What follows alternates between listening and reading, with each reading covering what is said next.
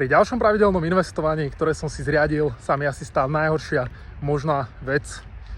Fond, ktorý som si založil a do ktorého som investoval, tak za necelý mesiac vyrastol približne o 20%. No a pravdu, ruku na srdce, keď mám dať, tak som asi viac nespokojný ako spokojný. Z toho dôvodu, že ešte som nestihol nakumulovať do daného fondu toľko peňazí, koľko by som si predstavoval, aby tam bolo.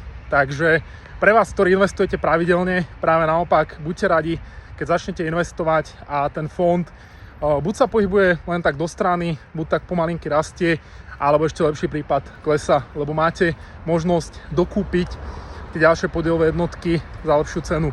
Naopak, keď vám to takto brutálne vystrelí, síce máte niečo zarobené, ale tie ďalšie podielové jednotky musíte jednoducho nakupovať za drahšiu cenu.